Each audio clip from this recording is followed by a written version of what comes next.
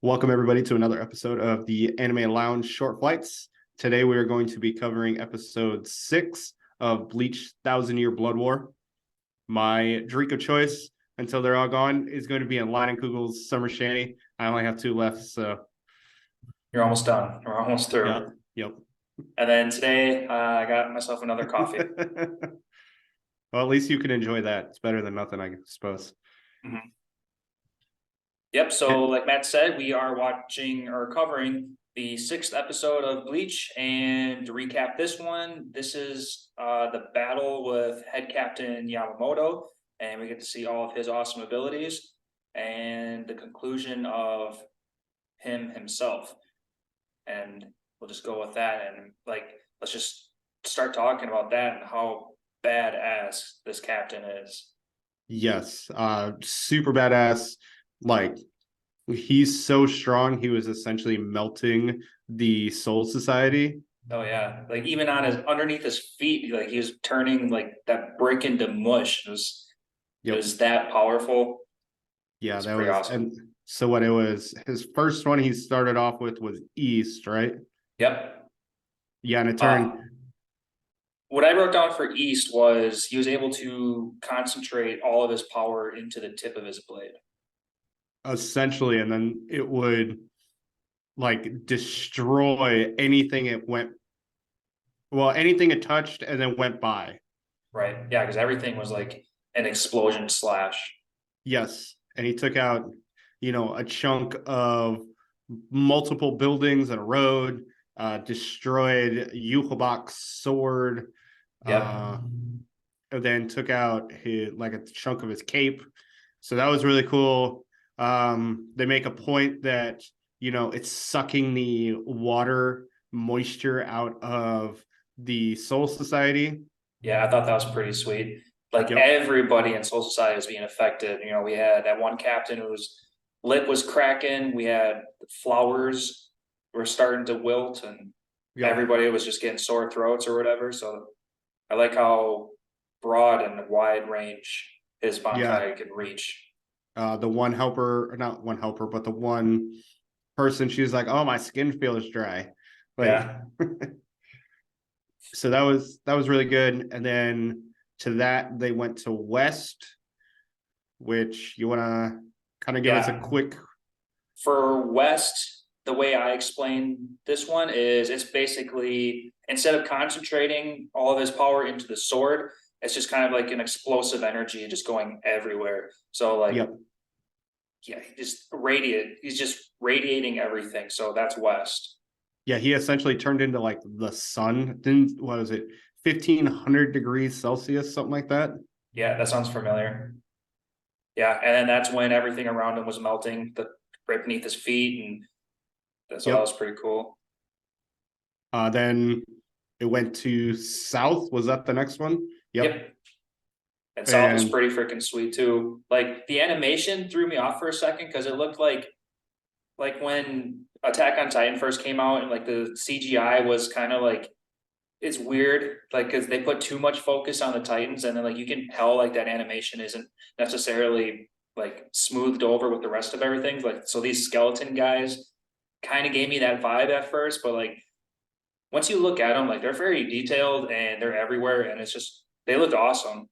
it was a lot. It kind of reminded me a lot of Hellverse, which was one of the Bleach movies. I don't know if you ever saw that one. No, I don't think I may have watched like one of the Bleach movies, but I have like no memory of it. Yeah, it kind of reminded me of that one. It was so just kind of movie-esque, you could put it that Mm-hmm. way. Yeah, I thought that the CGI was a little off, but then like it almost kind of smoothed over. It almost had to like work its way to get smooth, where it started Right. off really rough. When maybe that's kind of how the Bankai works. Like it almost takes a minute for everything to kind of get crystal clear, which would be kind of a cool concept. Unfortunately, we'll probably Mm-hmm. never see it again. Yeah. No, And I was cool with it too because soon like everything was CGI'd, so everything was the same. So I was cool with that. then you find out that it kind of made it seem like you were gonna fight the people that he had killed, and then you come to find out that it's all the people that that individual person had killed. Right. Yeah, I was thinking that too. I thought I was gonna like take over the rest of the episode where he was gonna fight some old friends or whatever.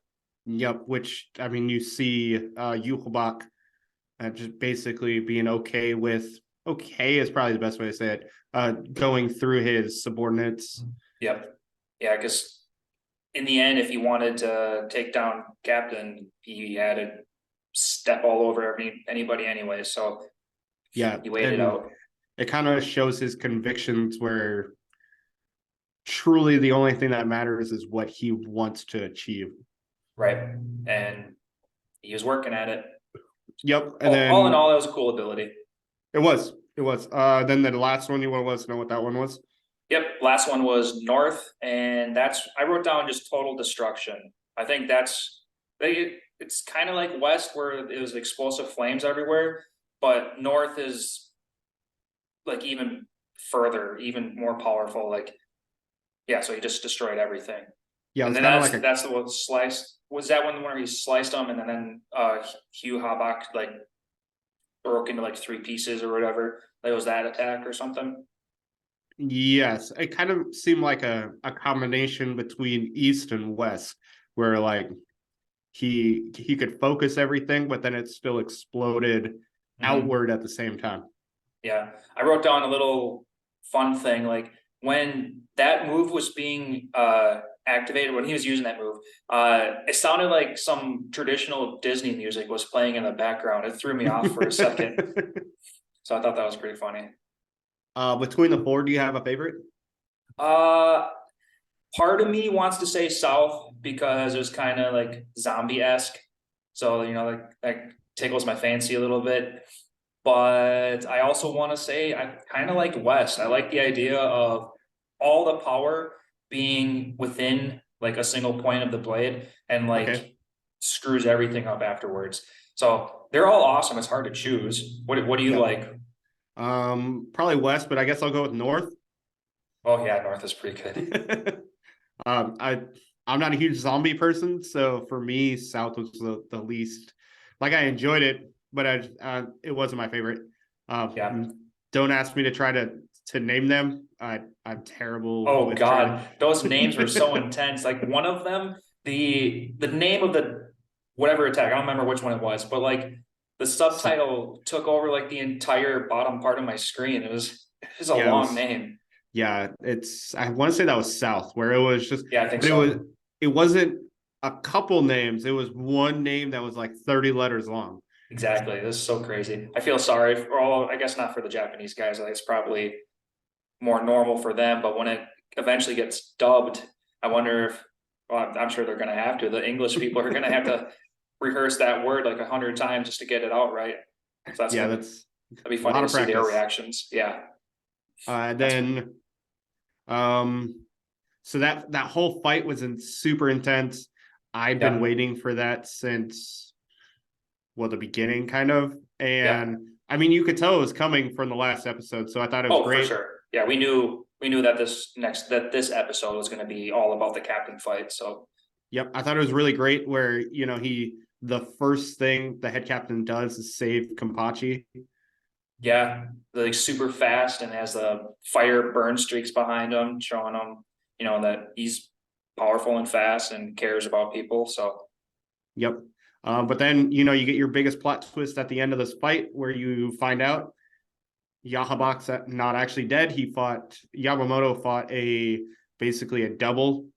yeah, I think it And Y. why? Yep. Yeah, so he fought Y, who duplicated, looked like Hugh Habak, and Yeah, I called it yourself or something like that. I think so. And come to find out that Yuhabak went down underneath the first barracks, which housed Aizen. So you get to see Aizen now. I'm glad they did that because I couldn't remember if Eisen was dead or not. It's been so long. So yeah, so this clears that one up. He's just imprisoned down He there. can't die. He can't die. Oh, He okay. can't die. So because he infused himself with the starts with an H. drawing a blank. It's Oh, maybe we can get a comment from one of our listeners.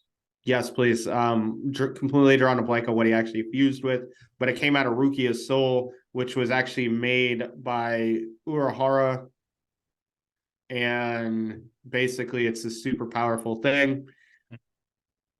Aizen fused with it. Speaking of Aizen, that is how the head captain lost his arm. If people don't remember, Aizen slashed it off. No, the head captain used I want to say he used a binding purse in order to bind Aizen, and to bind him, he had to sacrifice his arm. Okay. Yeah, I don't remember that. So good thing you do. That's me trying to remember from like 11 years ago. I think Right. that's what happened. I know he lost his fight. He lost his arm in the fight with Aizen, but Aizen didn't chop off his arm. So, Okay. Sacrifice. Yep.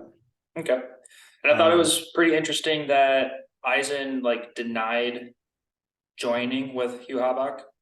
Like he could have been right hand man, could have been two super powerful guys going against each other or fighting forces, joining forces to fight our heroes. It could have been worse than what's going to happen eventually. Him by himself. So he kind of gives reason behind why he doesn't want to, and that's basically because their ultimate goals aren't the same. So Right. that's why he didn't want to join him. I also think that he doesn't want to join with a Quincy. He doesn't want to be anybody's subordinate. That's kind of how Aizen is. So Yep. That was totally fine. yep. And that's really kind of the entire episode. Yeah. Well, I mean, other than Captain getting his Bankai taken. Yep, he got his which Bankai is taken. Crazy because now Hugh Habak has that power, and we saw all episode long how powerful that Bankai is, and now it's just simply Hugh Habak's at his control. So I can't imagine his power plus the Bankai power, how Ichigo is gonna fight against this. Yeah, it'll be insane. That's all we can really say. It's going to be something insane. I will say the other thing we find out, the head captain's dead now. So He is officially dead. I mean, you can kind of imply that he died. That's what I was thinking, but like it wasn't like in your face. Like, yeah, he's definitely dead. That might be the beginning of the next episode. Sure. I also kind of took it as, if you watch like after the credits, there's always some talking that happens. There's like just some Your post credit. folklore kind of wording that happens where you kind of have to think about what's going on. I also took that as reference to Yamamoto dying.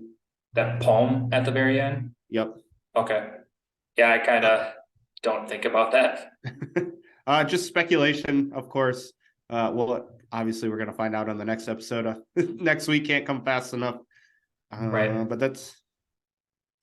there was a lot that happened. The fight was amazing. Would you say this is the best episode so far? Or I kind of think so. I mean, there was just so much amazing action coming out of this one. It was beautiful. Okay. It was just awesome. I'm very pleased. Every episode just tops the previous episode, in my opinion. Hugh Habak's final attack was super awesome because he doesn't even use the head captain's Bankai. He just used this weird arrow sword thing. Exactly. That's what I would have said too, which is cool. It's interesting. I want to see more out of that. I want to see that go toe to toe with Ichigo's sword. Yep. So I can't wait for the next episode. It's definitely more intense. I don't think this was my favorite episode. Only because I was so excited for the first episode. My favorite episode is still the first one. Yeah. I think if we watch this again when we do our podcast and we talk about like just the first 12 episodes, I might change my mind. But right now, watching this in this order, the first episode is still my favorite one. Okay, fair enough. I mean, it's just the introduction of everybody again, the Yep. Getsuga show being shot out, and Yep. maybe my next favorite episode is going to be when Ichigo finally goes hollow or something. Like, I'm dying to see that. And just to speculate a little bit, I want to see Ichigo finally break free of that cage, only to enter Soul Society, and it's completely destroyed. Everyone is basically dead, and maybe all the Quincy's have already left because they claimed victory or something, and that's kind of what I'm thinking. Yeah, that'd be interesting. That I can see that happening just because he can't fight Yuhabak right now because I don't Right? feel like he's strong enough right now. So I don't Oh think no. so. I think like he might. You're right. He might get there, and then they're all going to be gone for whatever reason. Right. So it'll Something along be those lines. it'll be interesting because they might have just gone there just to kill a bunch of people and kill Yamamoto, get his Bankai, and like peace out. That might have been their. Yeah, I'm good with that one too. Yep. But this was another great episode. Lance, you have anything else? Nope, I'm good. All right, cool. So that was episode 6 of Thousand Year Blood War. Definitely another awesome episode. Make sure to subscribe. Check out our other short flight where we're covering Chainsaw Man. And make sure to rate and subscribe to that. Let us know. Please let us know what Eyes infused with because I don't remember. I'm completely drawing a blank. So that'd be a lot of help. Have a good one. Later.